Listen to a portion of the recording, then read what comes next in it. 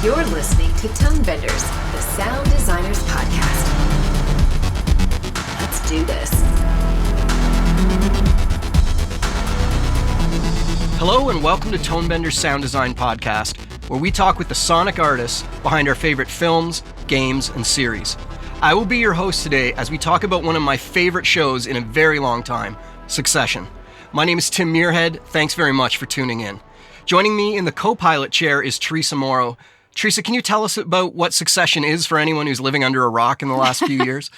Sure. Hey, Tim. Nice to be here. Well, Succession, if you haven't been watching it, where have you been? I guess an intense family drama that follows the jostling for power that goes down in the sort of final chapter of a media tycoon's reign. The sharp and tight dialogue is at the core of the show's success and its addictive appeal. Let's hone in on that and the other elements of the show that support that dialogue. We're going to specifically be talking about Season 4's Episode 3, which is a pivotal episode, high drama, and some amazing scenes. Yeah, that episode kind of changed everything, and I'm looking forward to digging into it. And to tell us about their work on this show, we have three of the heavy contributors to how the show sounded. First up, we have Nicholas Renbeck, the series supervising sound editor and sound effects re-recording mixer. Nicholas was previously on Tonebenders way back in 2017, talking about his work on the HBO series The Night Of. Welcome back, Nicholas. It's wonderful to talk to you again. Hey, great to be here again. Thanks for having me. Also joining us is Succession's ADR supervisor, Angela Organ. It's nice to meet you, Angela. Hi, nice to meet you guys too. Awesome. Thanks for joining us. And finally, we have the dialogue and music re-recording mixer, Kris. We've been trying to get Andy on Tonebenders for a really long time, so it's great to finally have him on for a chat. Andy, great to meet you. Welcome. Thank you for having me. I'm looking forward to this. Awesome. If you want to dive right in on the dialogue question, I had a quick little look through some media stuff around the show, and I stumbled on a Reddit subreddit. And there's an interesting thing in the subreddit that was a thread saying, of all the shows on TV right now, Succession is the one that I do not put the captions on. And I thought that was really, obviously, a great credit to your work. But I wonder if you want to talk a little bit about dialogue intelligibility overall. Nicholas, do you want to tackle that first? I will throw it to Andy in half a second, but that's interesting about the subreddit that you were talking about. I hadn't seen that, but it makes sense. An interesting story of when we were first starting on this series is, first spotting it. We got this conversation with Adam McKay, and he was saying that they are so rich that their apartments and their places that they live in are cocoons. They're cocoons of silence. And so they do not hear the outside world. That made it very challenging, I guess one would say, to try and figure out what you could put in there other than a basic room tone. And so it made a very narrow box, on the sound effects side of things on where we can put stuff, but it also didn't give much hiding places. So Andy had to do a lot of lifting to make this work. And I've tried many times to sneak stuff in, and it normally gets pulled out. So he has to he just has to work really hard. If we go outside, then we can be a little noisier. So that's Andy and our dialogue editors spending a lot of time making those tracks as clear as they are. And maybe that harkens back to when you think back to the older movies when there wasn't a lot of sound effects possibilities. Quite honestly, you didn't have that many tracks you could mix, and you had to be sort of selective in what you could put in. I think back to those, 30s film noir films or anything when it was mono, I guess, or even old TV shows. It's just, that's what it is. And so maybe that's the clarity that, people are hearing, because there's nothing to get in the way. Andy, I'll throw it to you now. Yeah, well, I would say I have a few tweets that I've screenshotted that beg to differ about the dialogue intelligibility on the show. And I use that as my inspiration for when we get down to work on the show. Like Nick said, there's a certain aesthetic to the show that I think harkens back to a lot of films that were heavily dialogue driven. Woody Allen, Mike Nichols, Martin Scorsese, Spike Lee. In New York, those were kind of the most popular films that we would do post-production on. The place where a lot of those films were mixed was Sound One, and that's where I began my career. Sitting next to mixers like Lee Dichter, Dominic Tavella, Michael Berry, we got a real sense that the dialogue is the king. That's where the words are. That's where the drama is. Everything else is there to support that. So it's not often we get shows that are heavily influenced by their writing, and that's what they want to hear. I mean, I've had many mixes that they do a great job of telling the story, they get all the dialogue, and then for some reason they want to hear the music and sound effects, and it becomes very frustrating for us, to say, like, you're kind of losing the thread here, and I think you're going to lose some audience members. We have the reverse problem on this show, like Nick said. They only want to hear just the dialogue. So you have to pull out all the tricks of the trade in order to increase that intelligibility. I think part of what helps us is they do a tremendous job on set recording everybody's mics. There's a lot of lavs that are used. There's booms used as necessary, some plant mics, and great attention to detail is taken in those. Some of the things that makes it challenging for us is that they shoot on 35 millimeter, which is completely unheard of in today's film world, and oftentimes multi-cameras. So they have a hard time getting booms close to the actors. And I usually like to use the booms to give it that nice, rich, full sound, and then have the lavs as like a supporting element to that.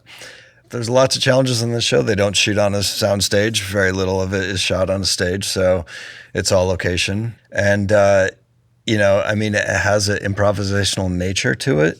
Because of that, there's some certain things that happen when they're shooting that they want to preserve. Because of that, we don't do a lot of the typical ADR that I think a show does.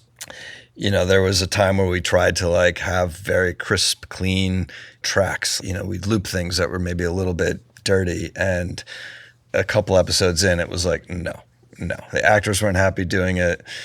The producers weren't happy scheduling the actors to come in and do it. The mixes didn't sound, good with the ADR in. So pretty much on the second episode, it was like, no, this is not a show that's going to have ADR. This is a show that's going to basically be a documentary. And what we got on the day that we shot is what we're going to use in the mix. That's why we need somebody like Angela to come in and I see Angela shaking her head. Yes, very judiciously, choose when and where we gonna do, some lines. Most of the ADR we do is a lot of additional, some background ADR. Sorry, so Angela, I've heard you talk about this in other interviews about the show in the previous season, that your job in ADR consists in trying to find as much production dialogue to obviate the need for ADR. Do you want to talk a little bit about your workflow and your process in that when you come upon those vetting questions of whether we're going to loop this or not?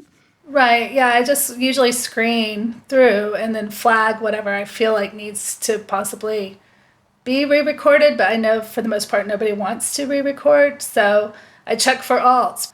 In the beginning of the season, usually I'll send them. Towards the end of the season, maybe not everybody goes through them at that point, but I'll send alts and they'll review them and they'll select one or two, and that's what we'll use. Or I'll just go to Andy and I'll be like, can we, there's a whole scene under an airplane, can we use this scene or not? And it's like that. I mean, for the most part, he'll take a crack at it and we minimize the amount of ADR that we need to do. But I call myself an alt finder, really, And it's all about whatever additional lines are to be re-recorded for story purposes. They'll add lines in and then loop group. There's a lot of improvisation, you said, in the performances.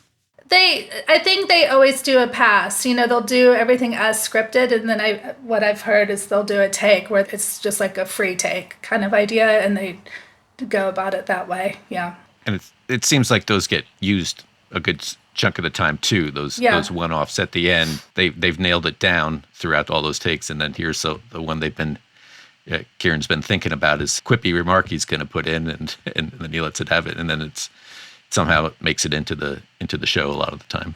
He's very good at those. Yeah. I was going to say, let's dig into episode 3 of season 4. This is not a typical episode, both in plot points and in how it was shot. From a viewer's point of view, it seems like a large chunk, like 30 minutes of it, is a continuous take. I'm assuming it's not, but it certainly feels like it. And there's helicopters taking off beside characters talking. There's lots of challenging moments in the episode. Can maybe, Nicholas, do you want to talk about how was it achieved that it appeared to be a continuous take for a large chunk of it? Well, I mean, the interesting thing is that they did do a continuous take. They had a whole bunch of cameras with their 10 minutes magazine of film going, and they hid the cameras. And it's not a continuous piece of film, but it's a continuous take. That's the whole walk down of Kendall down to find Shiv and then back up and talking to the guys on production. Sounds like they did it over a couple of days. And then the last time they did it as one final continuous take. And I think that's what got used, a good chunk of it, in that walk. In terms of that particular scene, that I guess that was more challenging again for Andy. You know, it's on a boat. It's docked. It hasn't left yet. I tried to help Andy where I could by putting in the engine tone that we'd bring in and out. And then, you know, to speak to sort of what Andy was touching on before, is that the picture department took a stab at trying to be a little bit sort of more creative in the sound work in terms of what was in Ken's head as he's walking down to find his sister.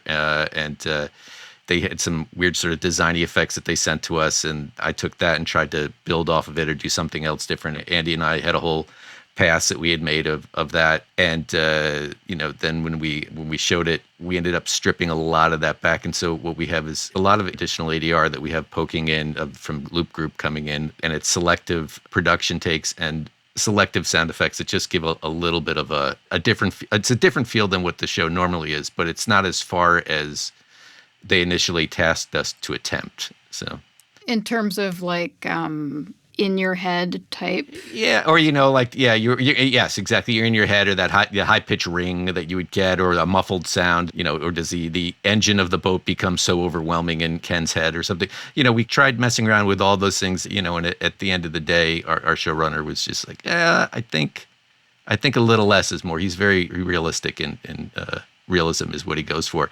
And I still think, you know, it is different than where we normally sit on the show, but I think we have a small sandbox to play in terms of what we can do sonically. And so it's a challenge to try and figure out what we can do within those parameters. The whole first part of the episode is taking place in essentially a wedding reception. There's beautiful Loop Group stuff in there. I guess that's what you're talking about of weaving that in and out as they're moving through the scenes. I really thought that stuff was so natural and really glued to the picture. Is there a particular Loop Group that you're working with, or you? Yeah, we use Dan Fink and Daphne Gaines were the coordinators, and because of the subject matter of the episode, it was hard because we didn't want to reveal what occurs. It felt a little sneaky in a way. We weren't showing everybody's whole scenes. Like we showed the first half, and then we just kind of stopped showing picture. Like that whole bit we could do to picture because nobody really knows what's happening yet. With Kendall's face, we just said it was bad news, but we didn't say what was happening. And people sort of could read Kendall's face, but we're just saying it was some bad news about a deal or whatever. We didn't want to give away spoilers to the actors because they all love the show too. And then we did just record wild, not to picture, for other wallet bets just to have, yeah. And then I think I just kind of, if I had something in mind, I might just say, oh, could you do this or do that, but not to picture. Nobody said it to me, but afterwards a couple of his actors thanked him once they watched the episode. They realized what was going on, so they were glad to have not known what happened. So felt good about that. Andy, do you want to talk about your philosophies with ADR and Loop Group, I guess, and how you kind of glue it to picture? You know, I think the approach that I always try to take is like one of realism, so that if you're in a restaurant, you know, people are talking, you hear them, but you're focused on the conversation that you're having with the person across the table. So you want it to be there, you want it to be supporting, but you don't want it to be in the way. It's kind of the opposite aesthetic of David Simon, who I also work with. Sometimes, and I've gotten criticism for that, the Loop Group is actually louder than the principal dialogue. Sometimes he finds that more interesting than stuff he wrote. So, that wasn't the case especially for this episode, is like, we wanted to kind of to put yourself in the shoes of the viewer as they're going through it.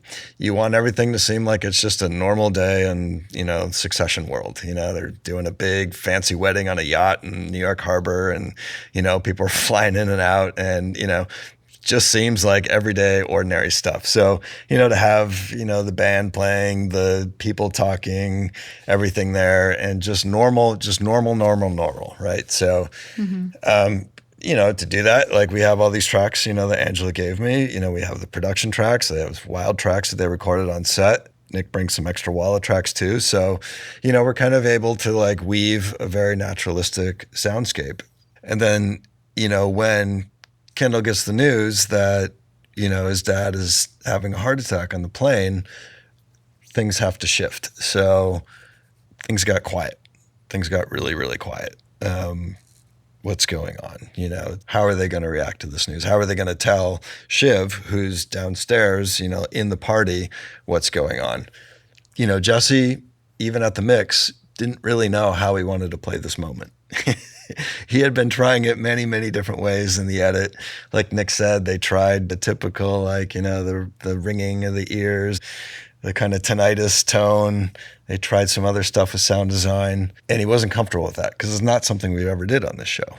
The show's very naturalistic. So Jesse then, he said, why don't we try a pass where when Kendall goes to tell Shiv the news, it's just piercingly loud. Everyone's talking. Like, you're going into this party and everyone, life is just going on. And that's what it would be like, right? Like, you go into a room full of people celebrating a wedding, it's going to be loud. So we tried this pass where Kendall walks through, and it's just a level of Walla and loop group and sound effects that we don't ever do on the show. So I think, because Jesse let us do that, it became very, very effective that, we were able to create a very quiet place where Kendall was coming from into this chaos that he was trying to deal with, like, in his head. So, I think for us, like, being able to do that created a much more effective dramatic arc than we could have done with sound design. For me, it's like that's not what I do. I'm a very realistic mixer, so it was wonderful, and it was eye-opening to see that, wow, this worked. This was a solution that we came up with, which on a show like this, that moment called for something extraordinary. So, for us to be able to pull that off with all the elements that we had on the day was, it was kind of one of those special moments that I don't normally get as a mixer. Normally it's like, oh, here's the show, you get it. All right, my job is basically like a garbage man. Clean it up, make it nice and pretty, and then send it off to be streamed by millions and millions. So for us to be able to have a little bit of creative input on a pretty significant moment in the show was kind of special. Yeah, I would say we worked more on that scene than we probably worked on most any other scene in the series in some way, the amount of time we spent on it. Did we end up having a whole extra day on the mix stage for this episode? I think, wasn't that? Yeah, I think so. We just trying things out. So, I wanted to jump back and talk about the phone call conversation between, the plane and the boat.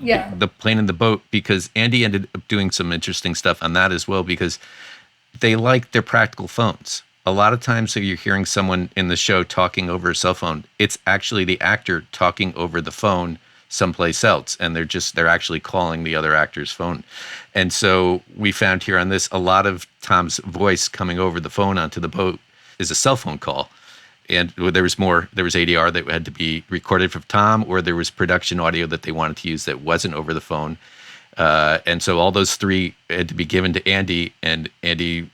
Actually, I came in one day and he's got his microphone set up. Can I tell the story, Andy? Go ahead, you'll take it. You'll take it over. But I love it. But I come in and he's got his microphone and his laptop and his cell phone, and he's sitting and he sets it all up. And I'm like, what's going on here? And he's sending the actual the other takes through his phone and recording it live to then further process it afterwards. But that was the base to make it match, because. I don't know. It's just something like it's coming out of an iPhone, and it's as real as it's as close as it's going to get. And again, going back to Andy's realism that he's talking about. But whenever they throw in another line, Andy go, okay, everyone go to lunch. I've got to go.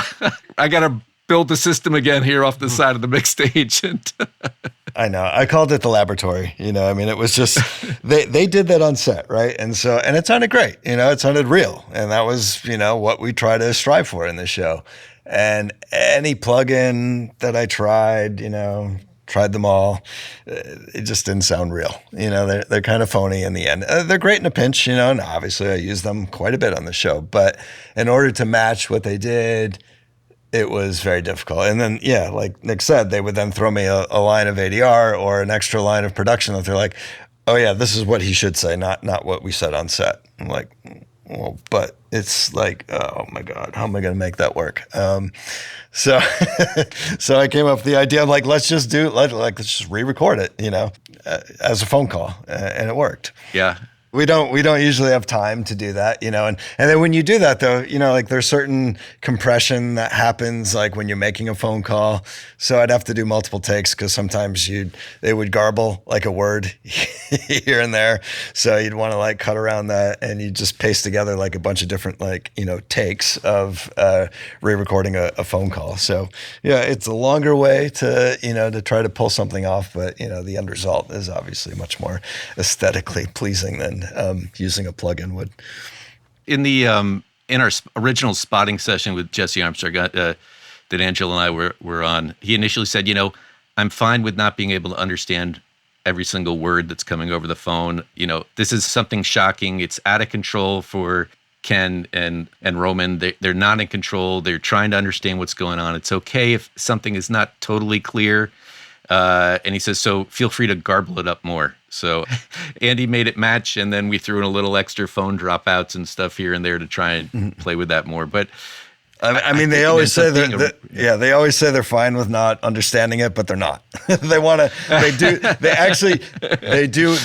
to hear the words. So a lot of times what I do is I actually, I'll do the phone, I'll re-record it, and it actually plays with time too. It's like it's slower or faster. So when I took like the original clean dialogue and just aligned it to the futzed phone so that I could actually have a way of playing with like the process signal and the dry signal. So you could dial in, a certain amount of clarity, but retain, that effect, that it was like, oh, this is a phone call. And, so it's kind of the line that we're always treading is like, you want things to sound like they're in the real world, but you also want to understand them too. So how far do you push it?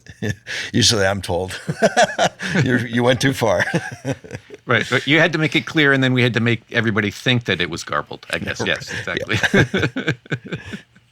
It works great in that scene because you're so in the head of whoever happens to be on the other end of the phone, and like that sense of disorientation when you are struggling to understand what's going on.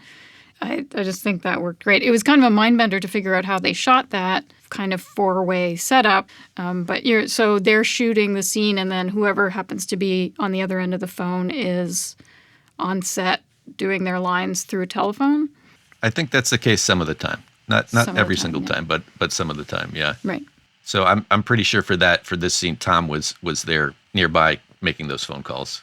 Deceptively complex scene. Yeah, I think like this. That's a good word to describe like how we approach the sound on this show, because they do some very complex stuff, and it's kind of like a big web that we have to untangle when we get the tracks. Angela, that's the first thing she does is she sees, well, what do we have? What's here? What did they record? Who's on what mic? Are those mics good? Do we have issues to deal with in those? So. And then, once we untangle the web, then we have to put it back together. So it's a lot of like, and then, like when they're doing the offline, like they get stuff the way they like it. Sometimes I can't put it back the way that they want it. It's just whatever they did on set, whatever the mix was, happened. It's just better. I don't know what it was. So there's a couple scenes where I'd listen to it and I'm like, I don't know, it's not working. And then I'd listen to their guide track, like their mix track. And I'm like, that's it. That's better. Let's go with that. Mixer got it. Yeah. He did. When you say mix track, you mean what was the mix down that the location right. records So they'll to? do a live mix down on set. So that picture editor can work with, just one track instead of an unwieldy amount of tracks that we deal with, with everybody on individual mics and booms and things that are open when, somebody goes off camera and they're still having a conversation, the mixer on set, that's all faded out. Whereas for us, it's live, it's a mic that we could use. Obviously we wouldn't want to, but, so that's what I'm saying. It's kind of like this web that's like, it's better, we can do more things with it. But sometimes if we're not being true to like what they recorded on set, then we're, you always have to be respectful of like, somebody did it. So people got used to hearing it in a certain way. And if we start messing with that vibe, we're going to throw off why a scene worked or didn't work. So, it's very tricky on the show to tread those lines. And like, so anything we adjust, like when Angela's saying, she finds alternate takes, it's like there's performances that even like syllables that get changed that we have to be very conscious of. And I think that's a lot how I approach ADR too. I'm like, all right, what are we trying to fix here? And can we get away with just using the bare minimum of like what they're trying to fix? So I'll try it a bunch of different ways where maybe we'll like start with some production, insert a little bit of the ADR and then go back into production to try to find a flow in order to fix the problem that they had and make everything still maintain that performance that they originally were hoping to get. We've mentioned that the show is complex. What's the schedule like on the show? Maybe, Angela, do you want to start with, like, how many days are you on each episode? And maybe go through into how many days you have on the mix stage. How many days are we scheduled? 9? And then for me, I was just going to say, because they try to not bring in the actors so much, so then my schedule always kind of falls apart. And then it's based on when we're bringing the actors in, and we try to stack up a couple of episodes for them to come in, do like 3 or 4 at a time. And so I don't really adhere to a episode schedule in that sense.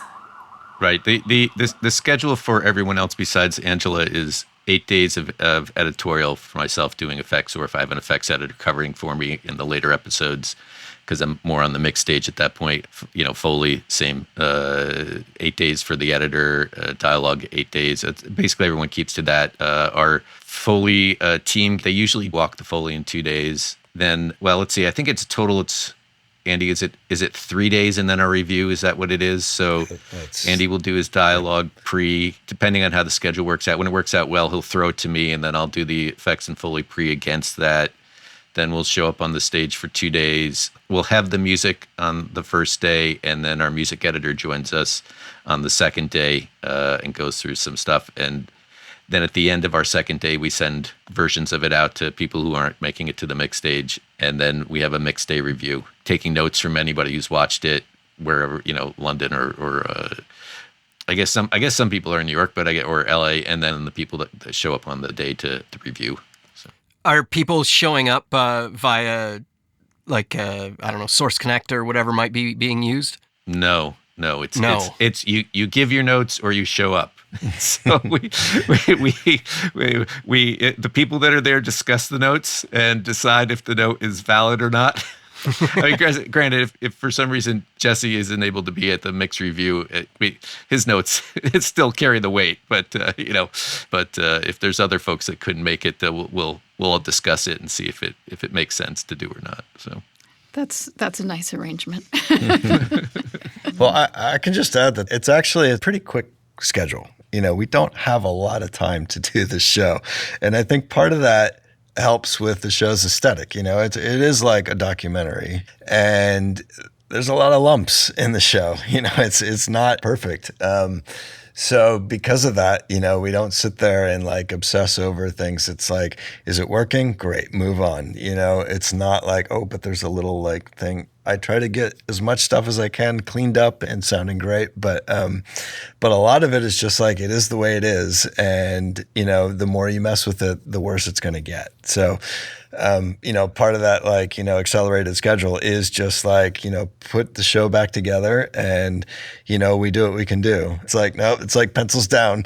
You got to move on. So you're your worst critic, Andy. Yeah, I know, you're your but worst still. critic always. So. Do you mind, could we dig in a little bit on noise reduction? There's so many noise reduction tools right now, and everybody's sort of playing around with different stuff. So I think the thing that I lean on first is how does it sound, and how's it going to sound in the midst of maybe there's going to be a little bit of background, maybe there's going to be a music cue. Is it noisy? Or is it just sounding real? The one thing that we do, if we do get a boom and we get lavs, we align them to each other so they're in phase, and that I find kind of reduces the amount of noise reduction that you would need to do. Sometimes I'll use somebody else's lav for a different person talking. I'll line those all up, and kind of it's like the sum of all these parts minimizes a lot of the background noise. So, you don't have to go in and do tons of crazy noise reduction, or maybe only one of the channels needs it. Maybe the boom needs a little bit of noise reduction. And my go-to is usually isotope. It's just, for me, I found a setting that kind of works, and I use it. And if it sounds better, great. If it doesn't, that means nothing's going to help this track. So leave it alone.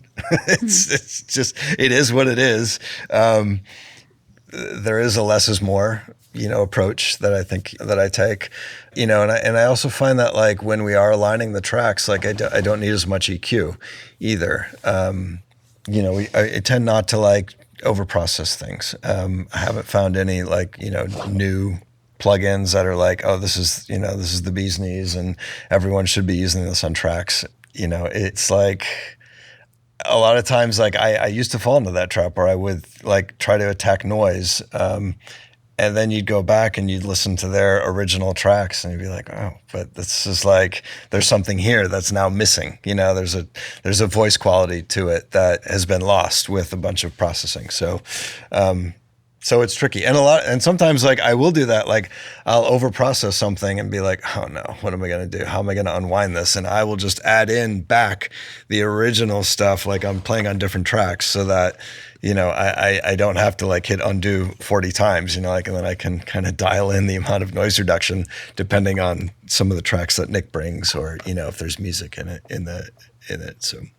Yeah. I have this theory that I have no data to support, that some of the dialogue intelligibility issues that people are having might be related to all the denoising tools that we now have that allow people to scrub dialogue, and that we may be losing some kind of subconscious element of the human voice that allows us to key in to what people are saying. I don't know if that's crazy or what. It's not crazy. No, it's a good theory. I have another theory, which is that, the dialogue in the show is challenging. The words, the how people talk to each other. People don't talk to each other like the way they talk in this show. So that flow of a conversation makes it very hard to track. And the actors also aren't enunciating. You have Brian Cox, who's a classically trained theater stage actor. Never a problem understanding a single word that he says, even with his crazy accent, whatever it is. The others, not so much, and I think it's kind of a newish acting style. You get a lot of people mumbling. You get a lot of very low level, almost like they don't want you to hear what they're saying. But so there's so many moments in the series where it's I want anybody else to hear what I'm saying. So they have this almost whispered projection, yes. Which I was just that must get so hard for you guys. All of these confidential conversations. It is. And so, part of that is that was a choice that these actors made, that the writers made, the directors made. Everybody made these choices. So at some point it's kind of out of our hands. We'll do the best we can. We'll try to present that track the best, in the best way we can. And believe me, I've gotten plenty of notes from HBO after we sent the mixes in saying like, don't understand this. And, we'll go back, we'll listen to it and be like, is there anything I can do? I don't want to go and put in another take there just to satisfy a studio note for that kind of thing, because that's not what we were asked to do. So a lot of it it is what it is, and it becomes the aesthetic. If you grab it, if you hear it, great, you got it. That show asks a lot of the viewers in order to understand every nuance. And maybe, you got to watch the show a couple times to get them. There's many times where I'll screen through a show, the fourth, fifth time and catch a line that I had never caught before. And it's very satisfying when you hear that. You're like, oh man, that's a great line. It's a great delivery. Some of those singers, yeah. Yeah, they're wonderful. So, Angela, do you have any thoughts on that about like when you're deciding what to flag for ADR or not based on the actor's whispering or intelligibility? Yeah, no. Because I just know that nobody wants to do it. I had a thing where I did cue something and then you take it into the studio and you show the actor and they look at me like I'm out of my mind. Like, why do you want me to do this? And then I'm like, oh, because I'm staring at waveforms on Pro Tools under headphones all day long, and then explaining, it's just a different approach and they're fine with it, So I just try to be as judicious as possible, and if it's a performance thing, then I kind of am hands off with them. It depends. It really just depends on what it is, But yeah, it's hard to get an actor to do a line they don't want to do, a line they don't want to loop. Yeah. Yeah. Other shows are different, but on this show there is a little bit of a reluctance, which is fine, I wanted to just ask a question that's maybe not necessarily about sound, but we've all worked on a lot of series that, while we're working on it, we might think is really great, and then it goes out in the world and just kind of disappears in a whisper and is never heard from again. You're in a unique perspective. Like, shows don't capture the zeitgeist anymore the way they did when we were all kids, but this show did. Maybe since Game of Thrones, I don't think there's been a show that's grabbed everybody like this. Just kind of talk about, is there any extra pressure on you? Is there any extra boost of your own ego or anything like that from working on a show that everybody's talking about? No, I mean, for me, I was always just like, oh, when's the new episode coming out? Oh, can I get 2 new episodes before I'm still working on an episode 1? Can I have episode 4 to watch? I'm sort of the fan. But now that you're saying that, maybe I should have done a better job is what I'm thinking. But, I think I for myself, I feel like I just sort of enjoyed the ride, and it was, knowing that, as I said, it's a small sort of sandbox sonically in which we can play in. And it's like, okay, I'm going to have fun within that process of what I'm doing, that section of what they're asking for. And I'm going to enjoy the show as I go along. And I think that's what most of the crew that, when I would talk to them, they were always excited about the episode. We talk about it. I think we were fans before we were, before we considered ourselves employees on it in some ways. So at least that was my take on it. So yeah, I just remember when we got this episode, I didn't have my own room up at Warner Brothers, so I couldn't really talk. Andy hadn't screened it yet. So I'd have to go out in the street and talk to Nick and be like, oh my God, I can't believe this. Yeah, true. I don't like getting spoilers. Yeah, it felt a little top secret for a little bit. Yeah, that is true. This season was an NDA for everybody who was on it. We all had to sign. We couldn't talk about it to anybody until we were, and then what we were always, I can't wait for this episode to air so we can talk about it, sort of thing. And I think exactly, we had it on calendars. Yeah, for loop group purposes and everything, we just had it. I know the picture department felt the same way. They said the same thing on numerous occasions, and they've been holding their tongue for far longer than we had. You kind of heard reactions to the show. I think I'd be listening to, like a random golf podcast and they're talking about the show. You turn on the news and they, reference a line in the show.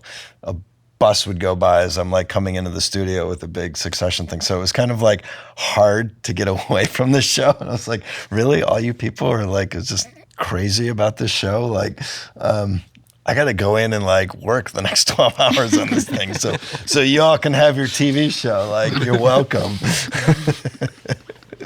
That's awesome. Well, thank you very much for taking the time to talk to us today. This was a really fun talk. Congratulations on the success of the show and all the positive reviews of your particular work on it. We really appreciate you coming on, and it was great to meet you, Andy and Angela, and great to see you again, Nicholas. Thanks a lot. Thank you so much. A lot of fun. Thank you both. guys. Tonebenders is produced by Timothy Muirhead, Renee Coronado, and Teresa Morrow. Theme music is by Mark Strait. Send your emails to info@tonebenderspodcast.com. Follow us on Twitter via @thetonebenders and join Tonebenders Podcast on Facebook. Support this podcast. You can use our links when you shop with Amazon or B&H, or leave us a tip. Just go to tonebenderspodcast.com and click the support button. Thanks for listening.